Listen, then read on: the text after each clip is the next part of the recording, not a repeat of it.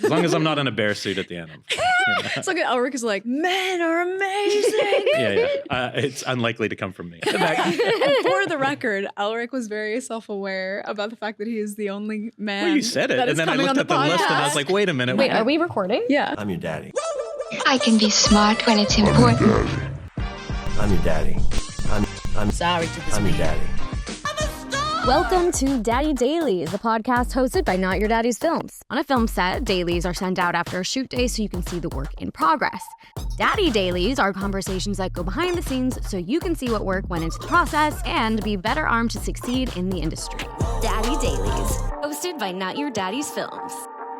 Welcome back to Daddy Dailies. I'm Catherine Hughes. And I'm Carly Tamarin. We are two of the founders of Not Your Daddy's Films. So today I brought on Elric Kane, and I met Elric on set when he directed me on his latest film, The Dead Thing, and I really admired his collaborative energy and his film knowledge.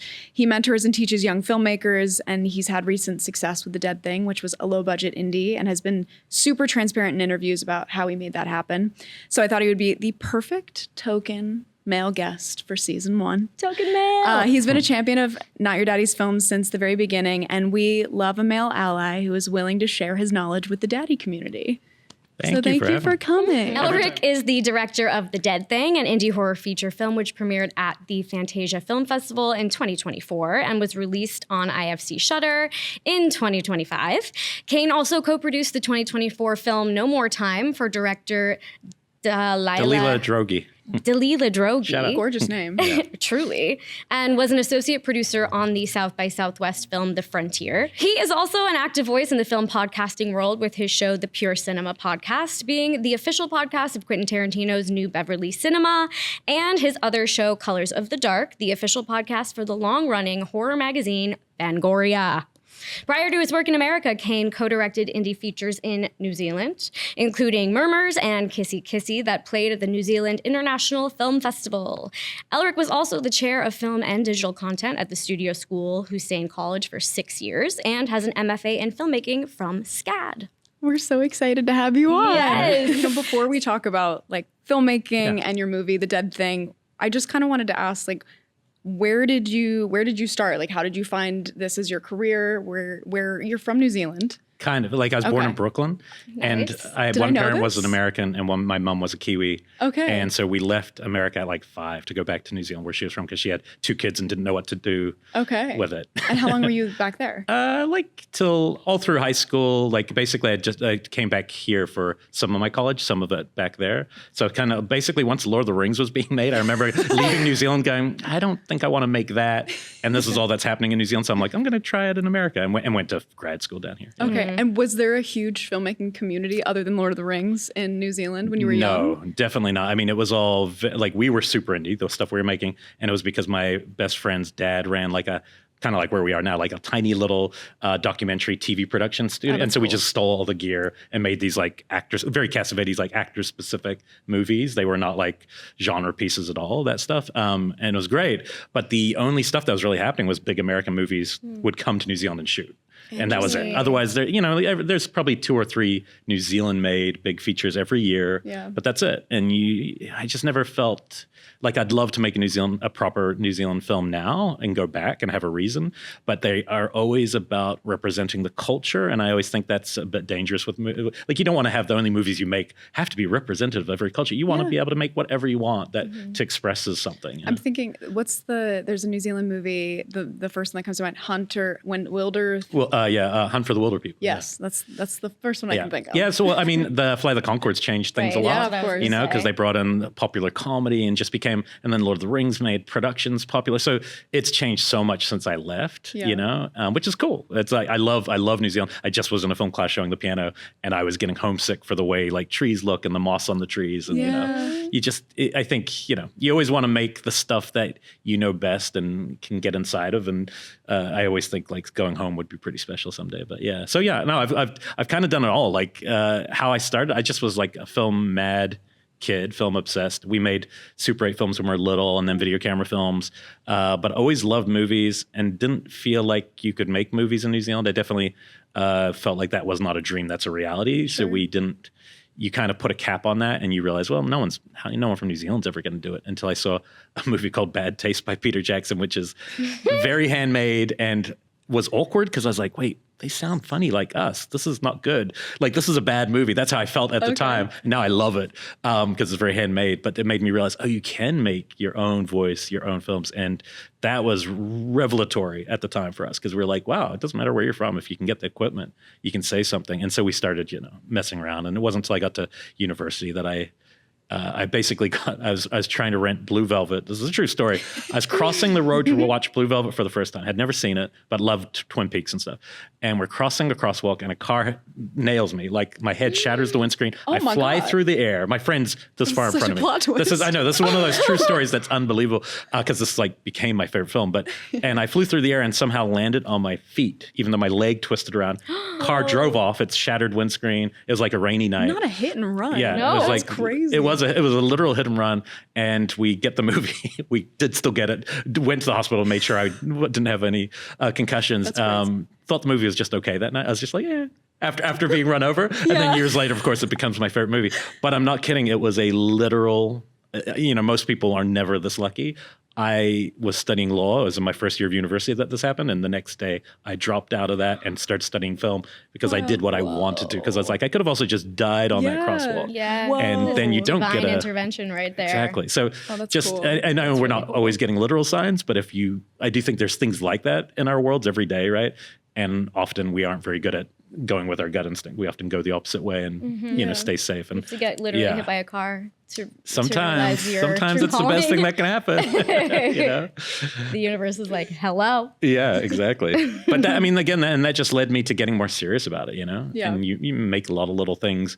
The funny thing is, I always loved horror, and I love all types of movies. Obviously, pure cinema is not horror specific. That shows all movies. But I, in New Zealand, never felt like I wanted to make a horror film there, because I felt like they were always like American movies, and it felt weird. So I just made very real films. And in a lot of ways, I've been talking about horror films for like a decade, but then hadn't really made one. And I was like, it's time to go all in on that. Was Talk to Me New Zealand? Talk to Me is Australian. Oh, sorry. Yeah, I feel like so that's a bad mix up, this was a nice interview, but it was over. But it is over. Talking about pure cinema, can you talk to us a little bit about how it has been hosting that, and also Colors of the Dark, and what kind of research that entails for you? So at the start, look, so much of what we do, and you guys, we all know this, like, so much of what we do is stuff we fall into. And I always bring this up at Q&As because I read a great David Mamet quote who said, those with a backup plan tend to use it, which scared the shit out of me, because I realized I was doing all my things that I hadn't planned. I moved here to make films. That was it. One goal, moved to America, make films, and then I did everything but that. I started teaching film, ran a film cafe, and then started podcasting. I didn't even know what podcasting was. I'd never heard one when I did my first one. What year was it? I've been doing it for exactly 10 years. So and two different shows and different iterations and stuff. But and I had never really heard one. They were already popular by then, but I just didn't care. That wasn't part of my world. But I love talking about movies, and literally fell into one. And you start doing it and you realize, one of the dangers is if you turn out to be good at something, then everyone knows you for that. And then it's hard to break out of that. So anyone who's met me since I've lived in America, if it wasn't in the last 2 years, thinks of me as like, oh yeah, he's a podcast. No one knew I was a filmmaker. And so part of making a film right now was like trying to get my identity for myself back, because that's not who I was. That's really interesting. I mean, at least the podcast, the new Beverly podcast, that's a sick one. Yeah, it's really fun to be doing. Yeah. I mean, we're lucky we got picked. So we started that Pure Cinema started as just something me and this friend of mine, Brian Sauer, did, because we were both movie obsessed. And then about a year or two into it, somebody from the New Bev had been listening and said, hey, would you guys consider coming over and being our show? Wow. And then I had the idea of going, we could take your calendar, the calendar they put out of all the movies, and just go through all of it. That's what I was going to ask, is if I didn't know how it worked with programming. They program and then you do pod, or you somehow are a part of programming. Not really. There's only been a couple times where we've been asked. I mean, we'd love to do more, but no, they program it all, and then they have to clear all the titles, and it's quite a lot of work. Yeah. It's always surprising how much money and time goes into that. And what's cool about the new, but the thing I really respect about how they program is it's never a theme. Right. And it's kind of like people think themes are cool, but it gets a little tiring if it's like, oh, this is going to be all this every July or whatever. So it's just all over the place. And so we get that, and then we literally have to watch those movies. I only really watch the things I haven't seen before. But it is like homework. It's not like I'm not choosing what to watch. I'm watching what they lay out for me. But it's led to some gems. I mean, the thing that keeps me excited about watching movies and is discoveries. Like I'm not a comfort film like my partner who I do the show with. He loves watching things from the 80s that bring him comfort. He watches the similar movies like 100 times, right? Like I am always rather watch a movie I haven't seen than a film again. It's like a nice balance between both of you guys. I'm like that too, I feel like. Just I'm curious. I want to see it all, and then there's still my favorites I'll go back to occasionally, but I tend to just try to like find like some new obscure thing. And is there anything that like has really surprised you that you were like, I'm not gonna like this? Oh, I mean, so many movies. There was a movie. One of the best movies I've seen in the last few years from there was something it was called Mike's Murder, and it was something that Quentin programmed, and he programmed like all the films by this director James Bridges, writer director. I had never really heard of him. Looked very TV movie-ish, and it's Deborah Winger, and it's basically her. It's kind of out of order the way the structure of the story's told, and it's her kind of love affair with this guy who was a tennis guy, but then he falls in with drugs and then he's murdered.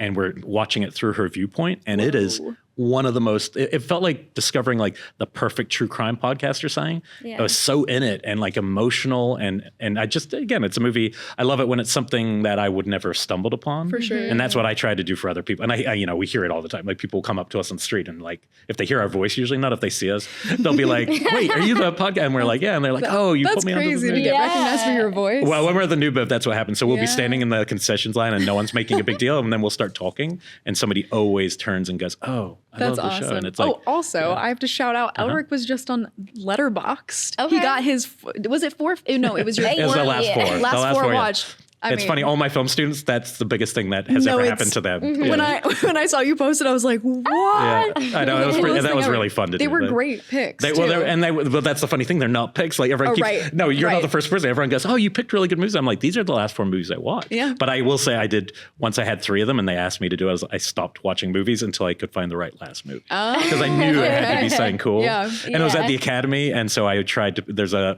filmmaker who's really talented, Russ Meyer, but he was largely considered a pornographer by people. Like they don't take it seriously. So he never would have been invited to the Academy. So I was like, I'm going to talk about him while I'm at the Academy. Wait, will you plug your Letterboxd? Because everyone should follow your Letterboxd. It's just at Elric Kane. Yeah, you have to follow him. The multiple people who listen to that under the comments, a lot of them write Arcane ? So I say my name Elric Kane, and I think they think I'm saying Arcane. When you say it fast, it comes. Yeah. So it's also this weird accent that's like America, New Zealand hybrid. So what made you confident to jump into directing finally? I guess, you're talking about your identity and wanting to like kind of reclaim, how you were seen. Yeah. I mean, I honestly think there comes a point. Okay. Well, this is what I say about where you're at too, which is this will sound harsh to some people, but I've just discovered that I think this is true.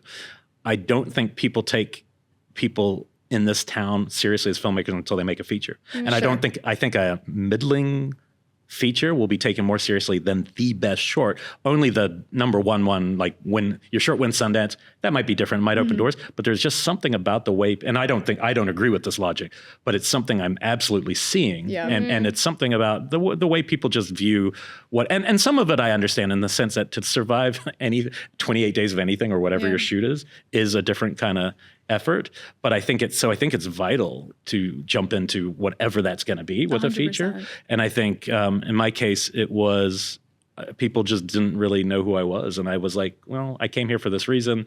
Time keeps ticking. I didn't know how to find money. I didn't really know. I mean, the main reason I wanted to, when you invited me, is like, I don't need to talk about my career, and I don't need to, but if I can help somebody go, that's one of my blocks too, because I had a lot of blocks that I wasn't aware of. I thought I was ready to go. And you'll hear little pieces of advice like Mark Duplass when he says the cavalry isn't coming, things like that did stick with me over years, or Jim Cummings' advice. And eventually they lead up to like, you just have to jump in because it ain't going to be perfect. And it's going to be really hard, the first one, especially on a very low budget. But if you don't do it, nothing, like perpetual motion begets perpetual motion, but nothing's going to come from it. And a lot of people can stay the geniuses they think they are in their head if they don't do it, because you're not open to criticism. You know? So real. It's a real risk. And you know what you do. And as long as you're confident that like you achieve something different, then you can kind of handle the criticism, because you're like, oh no, I know what I did and where we couldn't do certain things. Yeah. But you can only get that by doing it and going through that. And it's so I don't think it came from courage. It came from a frustration, like, oh, I need $150,000 to shoot a low budget indie film. Where do I get that? Couldn't find it. And it's very easy to give up at that stage. And in that case, we just cracked a very specific code. We said, let's just not ask for anyone for more than $5,000, just like if you're raising for short. And use it as blocks, basically. I think I told the story where it's like the Criterion cards. Story, please. The Criterion Collection put out these postcards, and there's like a huge stack of them. And me and my producer friend Monty, we just laid them on a table and we said, okay, each one of these is $5,000. And this is how much money we need to get to shoot the film, this many cards. Each one of these is a person. Let's write names on it and try to go to those people. And if they say yes, then they get the card. Yeah. They're buying their investment of $5,000. And we also kept the model. Like, that's the other thing. People get like, oh, how are you going to do investment? There's very simple ways to do it, which is like, it's just everyone's an equal owner. Yeah. Don't mess around with trying to make this more complicated. Just if everyone's going to get the same payout, which in independent terms probably means nothing, but maybe it will. Because you need to protect people in case you do have the talk to me or the paranormal activity breakout. That's the real reason to do it, because it'd be a ripoff if you did make a ton of money. And we just broke it down those units and started asking. And that was one of the couple things that was a real breakthrough, realizing, oh, it's very doable to get to a number that was literally for a decade for me just impossible to like figure out, how do I get 100? Who's going to give me 100 grand? Well, that's the thing is I feel like everyone thinks it's like, well, I need to go find my one producer, my one person. That's how you approach it. Yeah. I think also like crowdfunding has opened all of our eyes to that whole model. Just like people are more willing to take a chance on a young filmmaker, a new filmmaker, with less money. Well, yeah. And also if you've done, I mean, the best thing, the other piece of that is like, I also been here for a while and I've been doing stuff, like I've interviewed hundreds and hundreds of filmmakers. And so it's like, I'm not saying that's giving, because that's part of the show, but it is kind of like that. So when you go back and ask somebody, there's people who want to help you that you don't realize want to help you. And this isn't a competition. Like this, we're really not competing. Like me and you to make a movie are not competing against each other. There's just no point seeing it that way. People are making stuff every day. So if you start to go, okay, then the power of asking for help. And that was my other block was just like, I think it was how you're raised. Everyone's different. Some people are very confident, go, hey, I need money. And I just thought what utter shame about that. And so my friend, Rebecca McKendry, who was one of our producers, she just said to me, just ask the person who you least want to ask first. That's awesome. The person you're most ashamed of, the person you don't, that's stopping you from doing this. And this is not it's not like you're aware that you can't do it. You just realize, oh yeah, maybe that is why I haven't done this. Yeah. And so I just asked, in my case, it was my uncle, and I asked him, and it was like, sure, I'll send you a check. And I was like, wait, what? And then once he did that, I was like, oh, and then I'm on the street going, hey, anyone got any money? And I just, after that, I did not care. And I was asking people in my office and you realize, oh, and then we got there so fast. Like a couple of months later, we had most of the money to shoot it because we pivoted away from that model. So I tell that story just because it just like, the David Fincher, a lot of people quote, how do you eat a whale, one bite at a time. That there's these kinds of advice that they feel like metaphors. No, they're literal pieces of advice. You can go, oh, if I break making a movie into tiny little pieces. Like action items. Very doable, yeah. Yeah, we try, I feel like at every event, there's so many young women, non-binary people at our events, and we're always trying to get women to ask.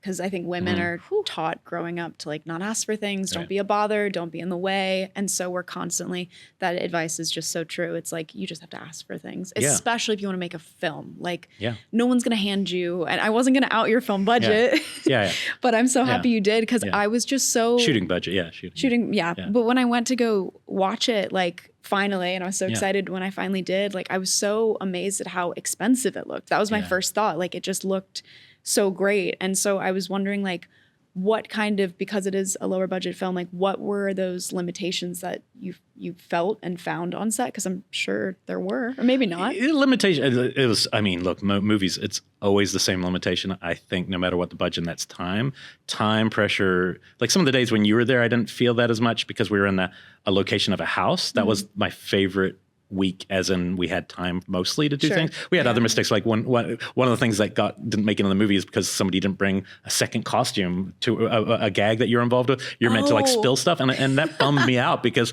it changes the story. People don't realize, like, as you're shooting, everything you do that is not what you intended has a consequence later. And so in the moment, you do your best to pivot. And I like being in the moment. That's like my favorite part of filmmaking. It's not the pre-planning. It's actually like an actor, I want to try to stay as in the moment as I can with the ideas. But it is funny how every compromise, it's death by 1,000 compromises. That's what movies, and that's such a good way to put it, because the director needs to know, sometimes you compromise on purpose. Sometimes you have to, but there are going to be a couple core things in your movie that if you compromise, you shouldn't have even made this movie. And so you have to fight for them. And I feel good about those. Like, I don't feel like I ever gave those away. And I think that's usually casting. That's the big one. If you compromise there, you're kind of done. There's no way to make a good movie if you choose the wrong actors. You can't pivot. So I felt very lucky with that.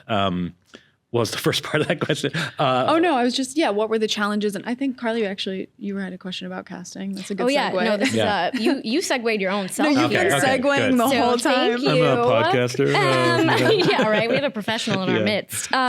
So speaking about casting, I think a lot of filmmakers are told they have to secure actors before the financing. Can you talk about that process and in which way it does move the needle? Oh, yeah. Okay. So this actually, I'm going to double segue, because answering that also answers yours. I remember what you asked now, which was about making it look expensive. So that was very conscious. So a lot of, 150,000, under 200,000, let's say, is beyond low budget. Like the fact that Longlegs is called an indie film and it was a $9 million film, but that's what that's the language, right? So this is super indie, and you're trying to make something. I know one of the ways to do that is to make it look different. And I also know that I'm like quite a formal stylist. Like I have a way I want the movie to look and feel, right? It's not just like, let's just capture reality. Somewhat times it's that, but there's something I'm going for. And so you go, okay, get a great cinematographer, light it well. That's one thing. The big one was more locations, because most indie films at that budget are one space for the whole movie. It's like, let's make a cabin in the woods horror film. Everyone's saying right now is like, if you're going to write a movie, it's one location. And so like, I might, like in the next thing I make, I'd love to have that scenario more, because then I can do more time on everything. Because it was tough. That was killer. Like the amount we moved from 1 to 2 locations in one day at one point, like from where we'd been for a week and to another space. And it's just like by the end of it, you're like, oh my God, how are we doing this? But it does add something to the way the movie looks and feels. But the number one was casting. And I knew that before, because so many of my friends, especially in the horror space, a lot of their movies start to not blend together necessarily formally, but it's like the same people being cast. So my first thing I said is, I'm not going to cast anyone who's been in any of the films of my friends or anything I've seen. I'm going to cast it. Well, first you write, not necessarily with the right person in mind. There's like kind of almost a genericness to the lead character in the kind of minimal way we wrote her on purpose. But also you get to the end, you're like, you have these very generic ideas on casting. And I remember, seeing the thing about Lethal Weapon. It was just on TV once, and it was like Richard Donner, the director of Lethal Weapon. It was a tribute to the casting director, I think.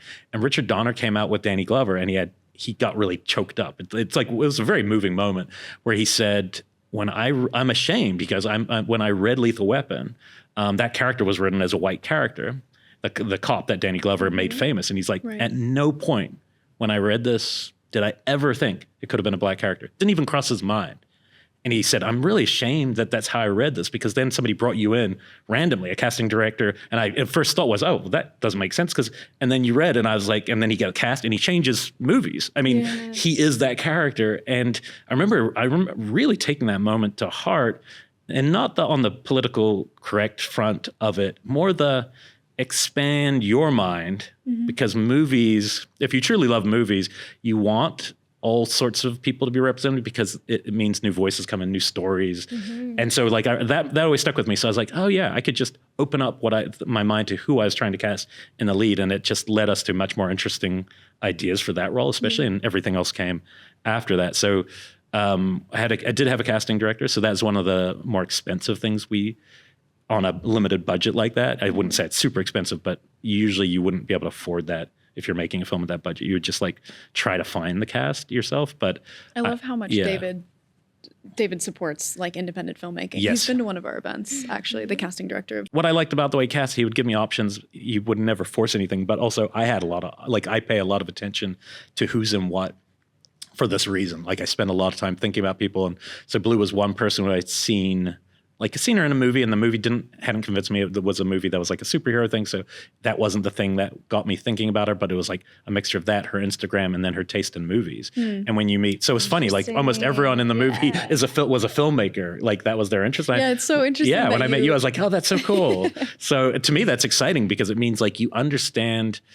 You don't want somebody on a low budget film to then be difficult or like, and I don't want to say prima donna because that's a little judgy, but I mean, actors can be tough. Yeah, actors can be there was somebody they were looking at casting. She had like 6 million followers on Instagram and stuff, and they put an offer, and as soon as the offer went out, it was the worst day of my life because I was so scared the person would say yes. I didn't want them. Yeah. They weren't right for the role really, and when they said no, it was like the next day I was like, oh, can we make an offer to Blue Hunt? And he was like, oh, okay, and we did. And it's because that would have tipped it over to a person who couldn't have been comfortable doing the things we had to do on low budget. They would have been like, where's the trailer? And it's like, right. So you have to know what kind of movie you're getting to. So you don't want to trick people into being a movie. You want to sell it for what it is because you want their best effort. And I felt so lucky how much people gave. That was the thing that I never once felt like somebody was like holding back while we were making that. That's if I've learned anything on a set, it's one actor can ruin the entire process and the entire like experience. And so I think that's really great advice is choose actors, especially on a low budget film, that are going to make it a pleasant experience and elevate it. Yeah. Well, you guys were funny. It's funny.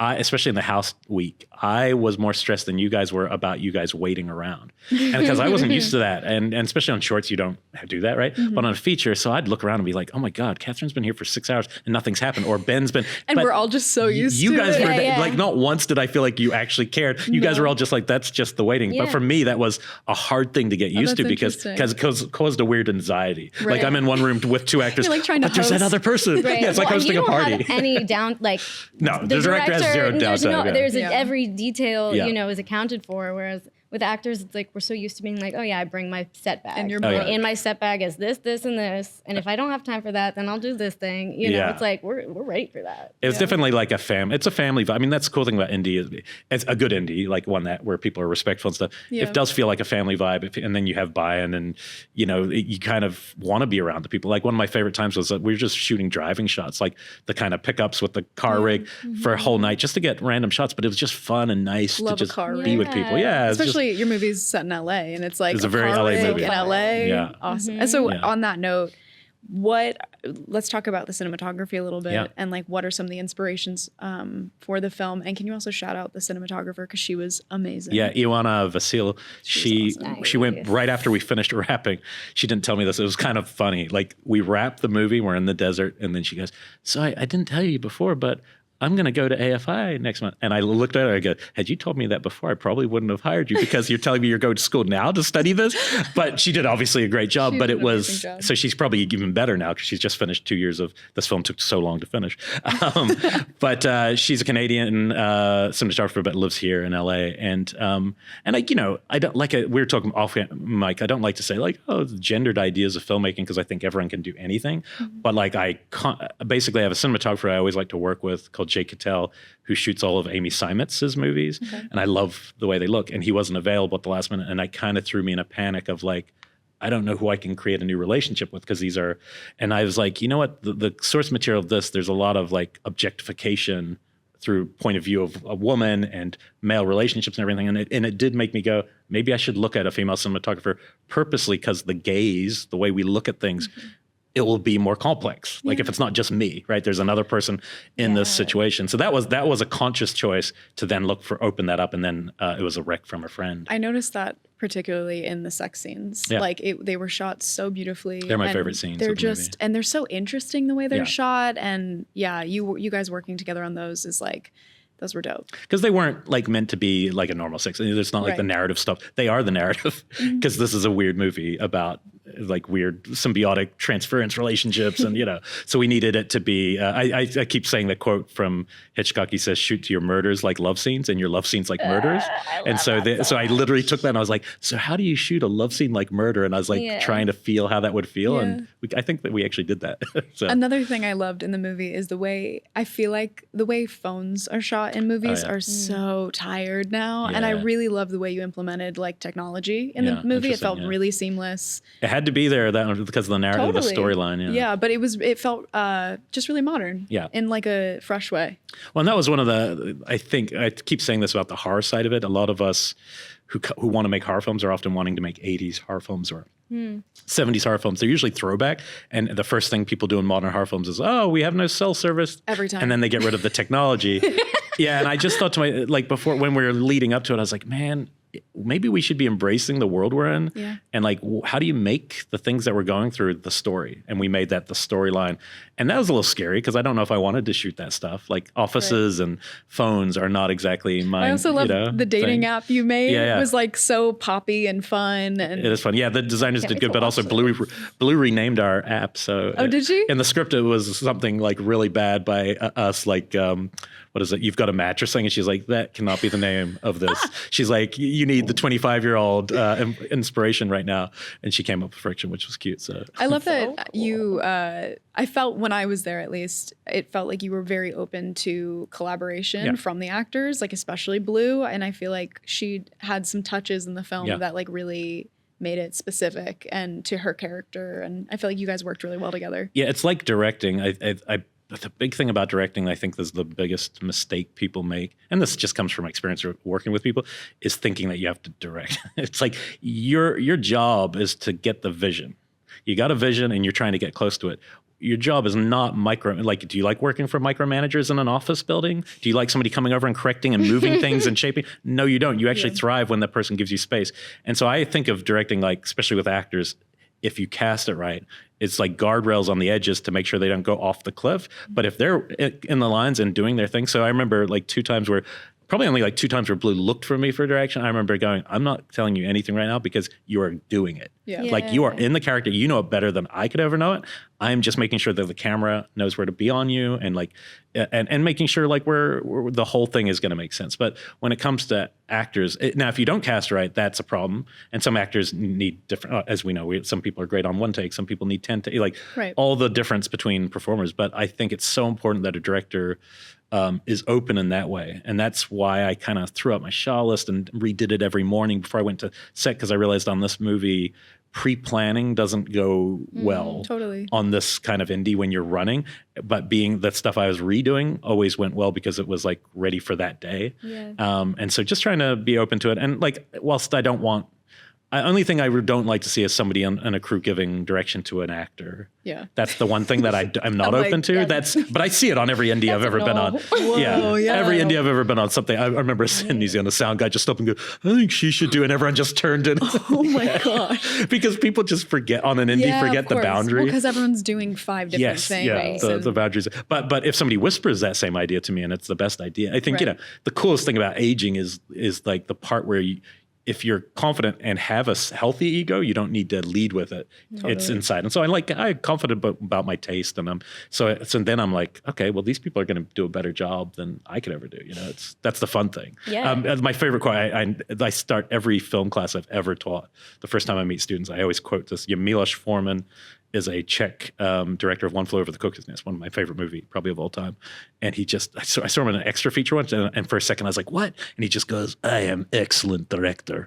And I was like watching him, what? And he goes, because everyone I work with is even better than I am. And I was like, all right, you won me over, Czech guy. Well, I feel like Tarantino said something similar where he's like, you're a good director when you surround yourself with like a good crew that knows what they're doing. Yeah, his origin story, that there's a great clip of it on maybe it's Charlie Rose, and I remember always trying to pull that out too, where he's like, before he made Reservoir Dogs, he's at a Sundance and Terry Gilliam is at some dinner and he goes up to Terry Gilliam and goes, how do you get the vision that you have in your head? Because your films are so stylish. So how do you get that on screen. And Terry Gilliam goes, oh, you don't have to do that. You just need to hire people and you just have to tell them what's in your head and they will do it. A production designer, that's their job. It's so real. You don't need to have these skills. And so anytime, even at film school, I see a lot of people, I think it's great if you can know how to use, you shouldn't be intimidated by things. So if you can use a camera, great.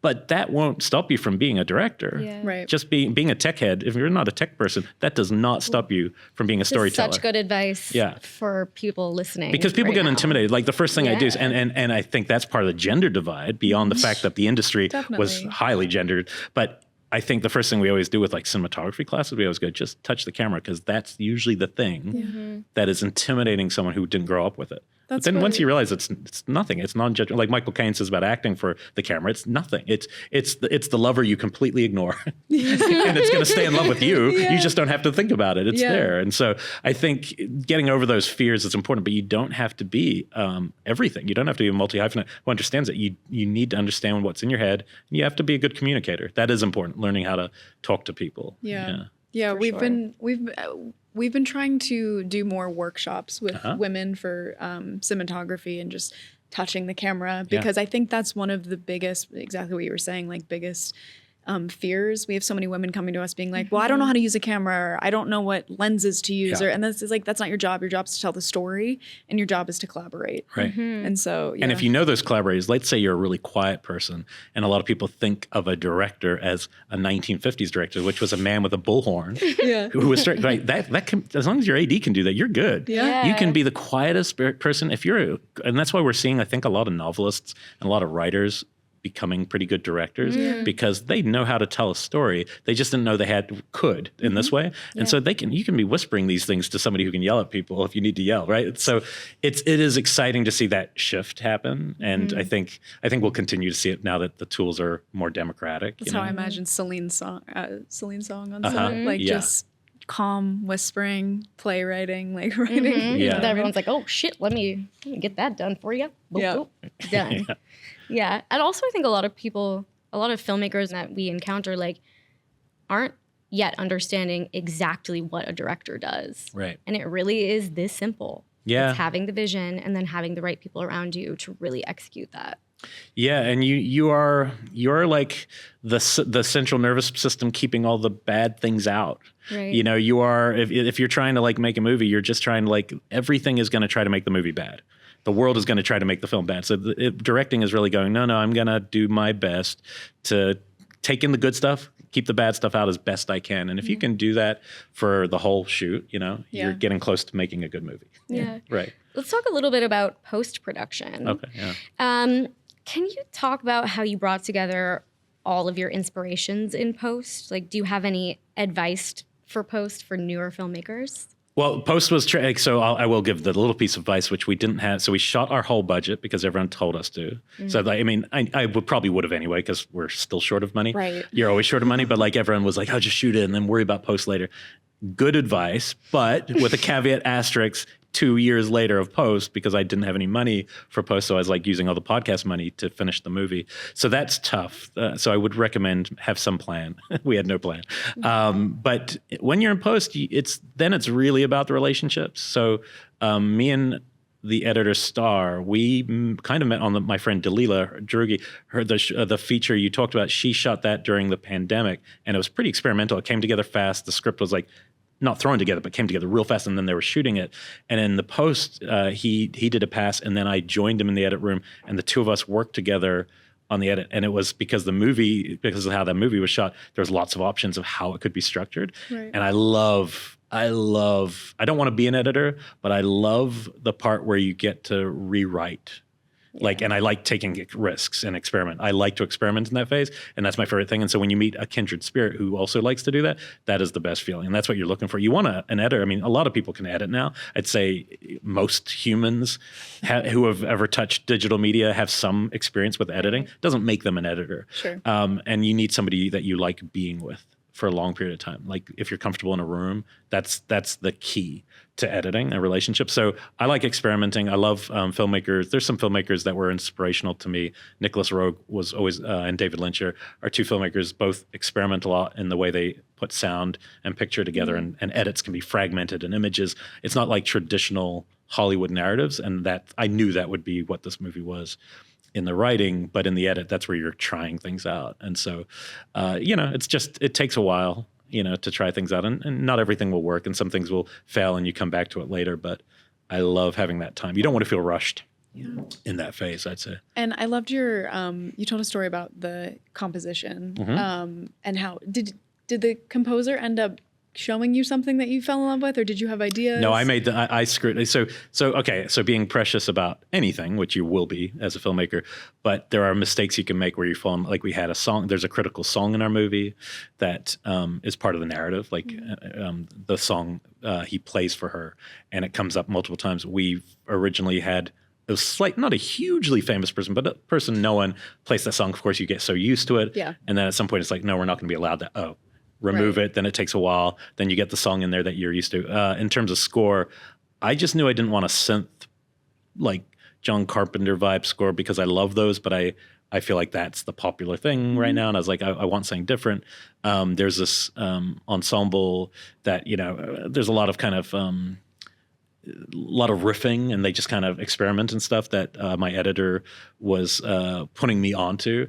And I was like, okay, cool. And at some point they just start making music and sending you hours of music. Where I made the mistake was putting pieces of music in your temp score. So when you do temp music, you have to be a little careful because it becomes the movie and you can't imagine it any other way. And there's a film called Clute where we had certain musical cues from the 70s, and I think that was hard to get away from.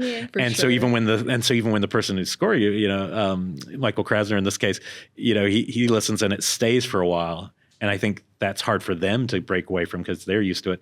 And it wasn't until he kind of boldly started breaking away that the movie kind of came into focus. And he did some work that was like incredibly sad.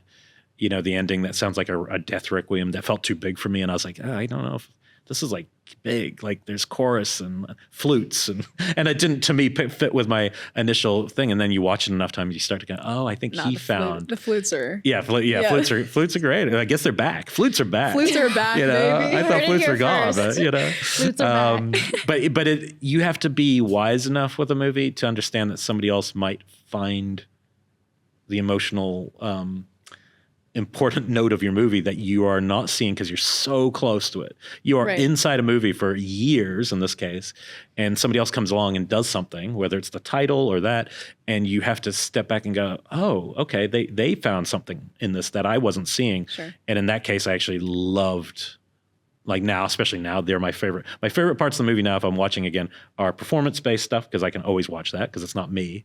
And then it's those things that I didn't bring that somebody brought in, and I'm like, oh. Yeah. They're the most rewatchable things because that and the crazy scenes you get right. So your movie sold to Shudder, which is amazing. I think so many filmmakers dream of getting distribution with a film of this budget. So did you find during the writing process, during post-production, during production, were there any like sellable elements you had to adhere to? And then like, how did you end up arriving at your distribution deal? I mean, again, part of my like very consciously, and every decision like casting, that was part of like, I wanted to make a movie that looked bigger than it was. Right. And I knew casting and the look of the film would do that. And I think that was part of it. I think having a hook, like we have like it's borderline an art film in a horror film shell. Yeah. And that's like kind of a bit of Trojan horsey. And I know that because that's like kind of cinema I love. I mean, that was the way to do it though. Yeah. And I love it when they collide, those two kinds of movies. Now that's not a traditional Shudder movie. And I knew that. But so there's the risk that it might be too obscure or something for people. But in the same token, I think if you have a good hook, and I was very careful not to like ruin the hook, even at festivals, I was trying to only give people up to like, they go on a date and then something happens between them, and even in the trailer they didn't. I told them like, please don't ruin the hook. I was shook that they let you do that in the trailer. It was like, thankfully, I think if I'd been cutting the trailer and giving it to them, the notes would have been, you need to shut. But they were cutting the trailer and they just knocked it. Like it was an outside source that they used. But the guy, when I met him on a call, he totally got the movie. Yeah. Like it was just one of those calls, and it's kind of like not the norm, I think, with people with getting trailers. Your trailer is like, I would recommend people go watch the trailer and then watch the movie and see how you can still sell a movie with a trailer without giving away the twist. Yeah, and you know? it feels very poppy, which the movie isn't really. The movie's more like slower, artier, more precise. The trailer, but in a way that is fun to have two separate things. Like, so they did a great job, and I think because of that, I was able to be just like, oh yes, this is good. I don't think I hardly gave any notes. Like, and did Shudder bring you that person, or it was somebody they hired? Okay, so probably a company they work with. Sure. And so, but it was on a call with them, and they're all weighing in throughout the process. I mean, we actually had, so I used a sales agent. So this is another good tip. Like a lot of indies are out there just trying to make their movie and get it to Shudder. Now, what you lose by getting a sales agent is you're going to lose some money, right? You're going to lose your 15% or whatever. But I used Yellow Veil, and they are great, and they have a very interesting slate. And the people there are like, they're going to get a percentage of whatever they do. So they're motivated to succeed. Definitely. And I think that's not a bad, it's really helpful. I think if it was just me hucking my movie, I don't think half the good things that happened to the movie would have ever happened. But having somebody who knows that space and is navigating it for you. And so we had like multiple offers. Shudder was our best offer that for horror, there's really no better destination because people find it. For a movie like ours, there's companies like, IFC Midnight used to be. I always view our movie as like it would have been an IFC Midnight movie, which is not quite horror, not quite drama. It's somewhere in between. By going Shudder, the risk is there will be people who have Shudder who are not going to like this movie because of the kind of movie it is, right? Because it's not a traditional horror film. But the trade-off for me, and this is why I did it, is it's going to reach 10 times more people.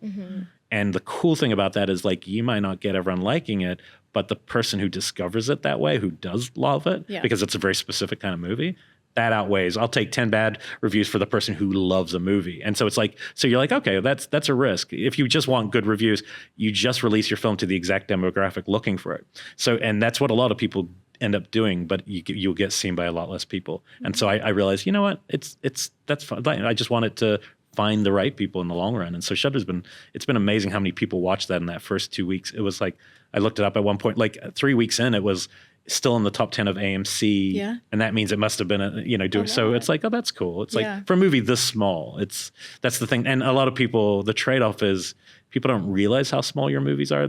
I'll still see comments like, oh, I did see a comment like, the studio should have hired a woman to direct the story. And the person really liked the movie. And I didn't take that as offense. I was like, A, it means I'm glad you liked it. B, you think there's a studio, that there's no studio. Like, this is just me. But it's like that is probably the right note. If this was a big picture. Yeah. But it's cool that it's not. And so I was like, okay, well, I won't take that too harsh. What role does like PR play in this? Or like paying for PR as an indie film? So there's some interesting stuff because this is interesting because this is stuff I didn't know before. Most of the stuff I knew in some capacity, even just academically, you kind of know how a movie's going to go. I didn't realize there's a lot of stuff so they will pay for, not just necessarily Shudder, even Yellow Veil. When we went to Fantasia, which is our premiere, before that they're paying a publicist to basically get your stuff out to outlets, to find the people who will review it. And they're people that they're not just sending it to every single person. They're sending it to people they think, oh, that they might have this kind of taste. So they're protecting you somewhat. You've had really unbelievable write-ups. Yeah, and that was very Deadline, lucky, New York Times recently. I mean, it's an amazing movie. So some of those aren't PR though. So PR of those has just been luck. Oh, those are people just like. I don't know. The New York Times one was like awesome, and that because that came later. Yeah. I think that was just pure blind luck. PR with the front end ones for sure. Same with Shudder when they took it on. They do these targeted periods when the movie's coming out, but that's about all. They don't keep doing it. Because I've been in the space a long time, things like a friend of mine, did IndieWire and included us in this thing. It's like that could never have happened if I wasn't just in the space for so long. And so using what you've got in that way for your PR, but like understanding that targeting, you don't want to just like the worst review we got, and I'll get the word like right out of Fantasia. You gotta stop reading the comments. No, I'm not. I've learned from Letterboxd you can't do that. But I will tell you, like if anyone's like the first screening does your head in because it feels great, and you'll go, oh, 4 stars, and then you'll see a half star. And I remember the first time I saw that, you're like, wait a minute, half star, because half star, like what does that mean? It means somebody really doesn't like it. But as the filmmaker, you're like, but there's craft, there's actors, isn't that each worth half star? But my editor just turned to me, I will never forget, I'm at Fantasia, he goes, look up Hereditary and go from worst to best. And there's literally 3,000 half stars. For sure. And I'm like, okay, well that movie's up. So after that, I was like, okay, I get it. This is not how we should judge ourselves, even though I love Letterboxd. But it's like the idea of targeting that some of the reviews I'll never, because I'm looking at my movie. It's this art house, very subtle, emotional, sexual, adult horror film. And the first, monster kaiju guy 666 is the handle, and somebody's sending that movie, and that person's slamming the movie, and you're like, oh yeah, I guess I see why you don't want to just send to everyone. For sure. So if you're out there and like you're doing your own PR, you don't need a bulk. You just need, like, here's something I didn't know about Rotten Tomatoes. You need 40 professional reviews, and then you're done. That's all you need for a film that will go to streaming. If it's a mass release, it's a higher number. But if you're going to go to streaming, 40 is the number, and then I guess 5 of them have to be certified top critics or something. These are the things I just never even crossed my mind. Yeah, that's great information. It's just weird stuff. And so I was like, okay, so you just need to be smart about how you get the word out, because all that stuff matters. And then word of mouth is just natural after that. Yeah, we have not to cut you short. Yeah. We have 5 minutes left, and I wanted to make Time sure. for the bear suit, the midsummer bear suit. I came for the midsummer. If I'm the first guy, I want to go out in a blazing thought bear we were suit. going to murder him. Well, I thought it would be interesting if you murdered me. I didn't know you were going to murder me. I was like, wow, wouldn't this be a twist? You say you enjoyed being on the movie, and then you're like. But one of my, like I said earlier, one of my favorite things about Elric is his insane movie knowledge. So I asked him to come list. and talk through a few like female forward horror films that he loves. Yeah, I'm like, what you got? All right, I got my phone. I took a photo of my letterbox list for this that I started making for you. God. Okay, so Follow it. and some of them are bigger ones in my brain, so I'll be curious if you already know them. We can skip up. I'm not putting the obvious things of recent things. Do you know Meshes of the Afternoon and Maya Deren? No. Okay, so now we're going back to, I can't pull up the year, but probably 50s, I believe. It might be late 40s.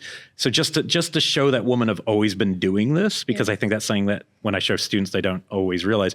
This movie is the most David Lynch movie, but like 30 years before he was David Lynch.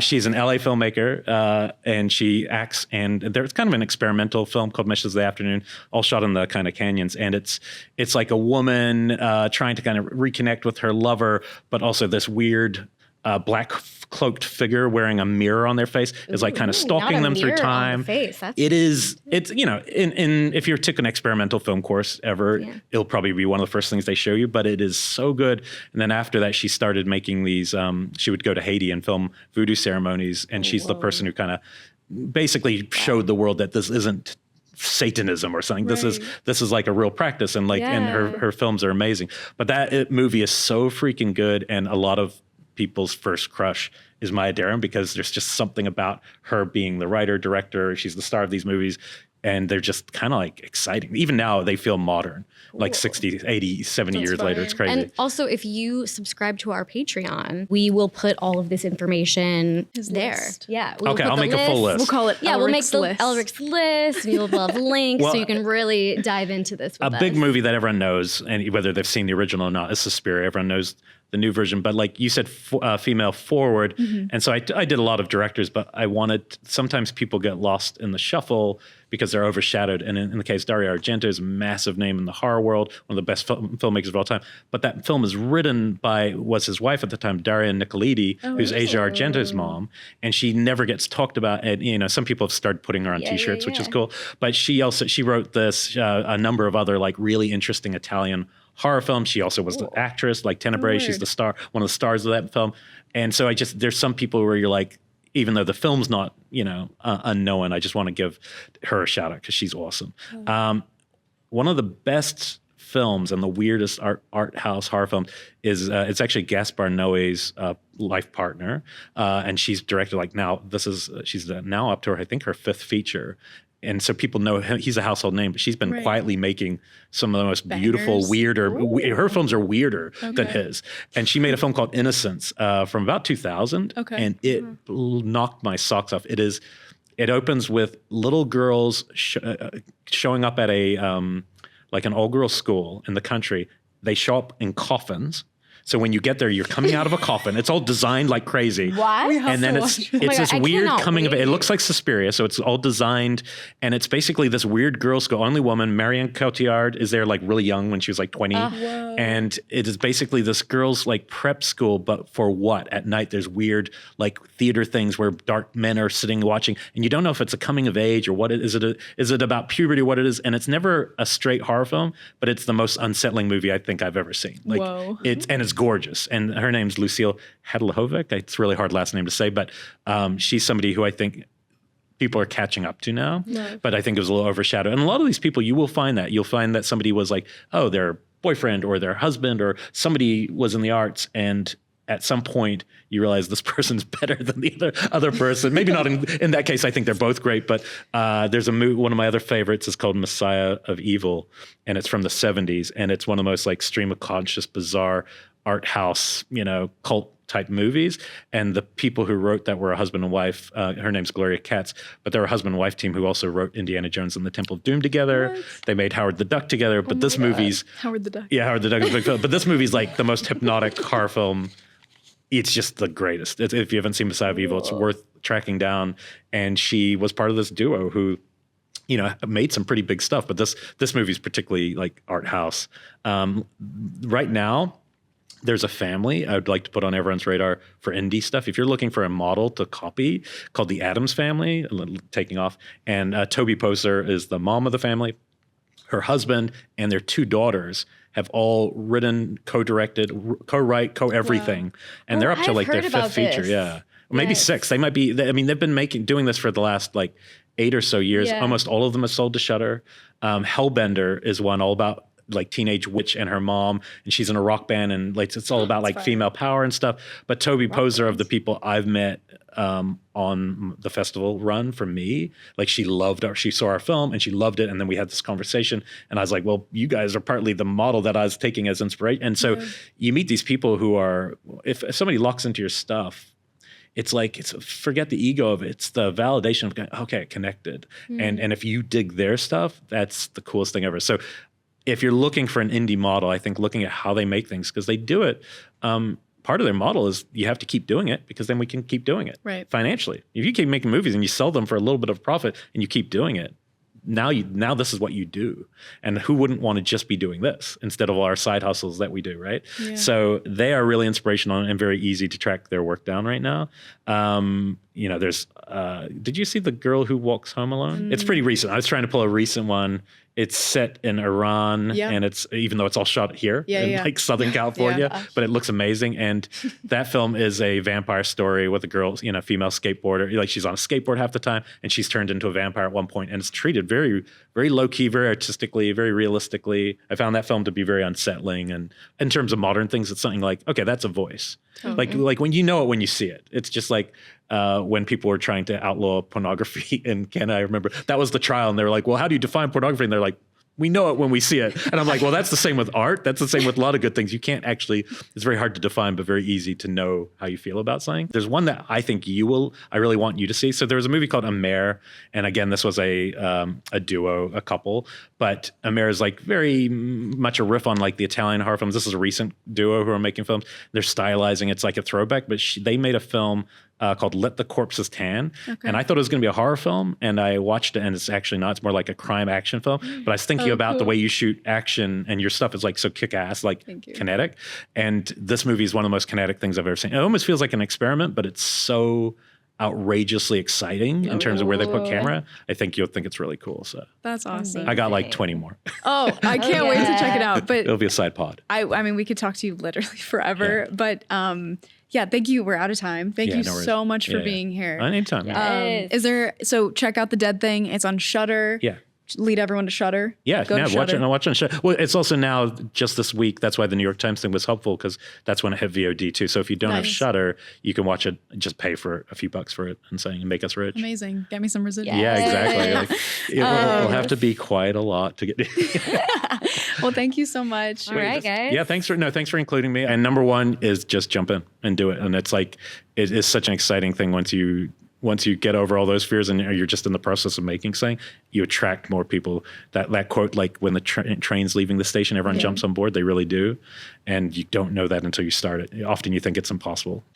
Love. Okay. All right, guys. Thank you so much. Follow Not Your Daddies on Instagram if you're not already at NYD Films. Follow Daddy Dailies on Instagram and join our Patreon for more fun content and a lot of lists. Yeah. Okay, bye. Bye. Okay, bye. Daddy Dailies is presented by Not Your Daddy's Films, a social impact organization dedicated to educating and empowering women and non-binary creatives in TV and film. If you like what you heard today, don't forget to subscribe and leave us a positive review. And if you want more Daddy episode insights and links to what we talked about, join us on Patreon/NYD Films. Daddy Dailies is produced in partnership with Robert Bailey and edited by Carly Tamarin, Vika Stubblebine, Claudia Restrepo, and Gracie Strauss. See you next time, Daddy.